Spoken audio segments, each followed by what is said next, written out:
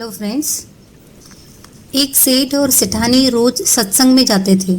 सेठ जी के घर एक पिंजरे में तोता पाला हुआ था। तोता एक दिन पूछता है कि सेठ जी आप रोज कहाँ जाते हैं? सेठ जी बोले कि सत्संग में ज्ञान सुनने जाता हूँ। तोता कहता है सेठ जी संत महात्मा से एक बात पूछना कि मैं आज़ाद कब होऊंगा। सेठ जी सत्संग खत्म होने के बाद संत से पूछते हैं कि महाराज हमारे घर में जो तोता है उसने पूछा है कि वो आज़ाद कब होगा।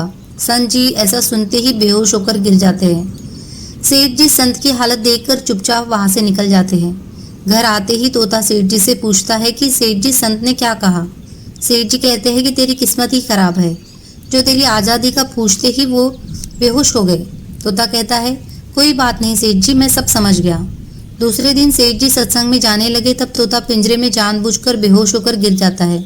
सेठ जी उसे मरा हुआ मानकर जैसे ही उसे पिंजरे से बाहर निकालते हैं तो वो उड़ जाता है। सत्संग जाते ही संत सेठ जी को पूछते हैं कि कल आप उस तोते के बारे में पूछ रहे थे ना, अब वो कहाँ है? सेठ जी कहते हैं हाँ महाराज, आज सुबह सुबह वो जानबूझकर बेहोश हो गया। मैंने देखा कि वो मर गया है, इसीलिए मैंने उसे जैसे ही बाहर निकाला तो वो उड़ गया।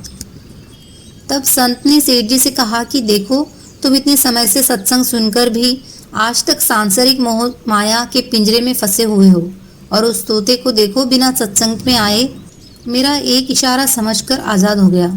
इस कहानी से तात्पर्य यह है कि हम सत्संग में तो जाते हैं, ज्ञान की बातें करते हैं और सुनते भी हैं, पर हमारा मन हमेशा सांसारिक बातों में ही उलझा रहता है। सत्संग में भी हम सिर्फ उन बातों को पसंद करते हैं जिसमें हमारा स्वार्थ सिद्ध होता है, जबकि सत्संग जाकर हमें सत्य को स्वीकार कर सभी बातों का महत्व देना चाहिए, और जिस असत्य, झूठ और अहंकार को हम धारण किए हुए हैं उसे साहस के साथ मन से उतार कर सत्य को स्वीकार करना चाहिए।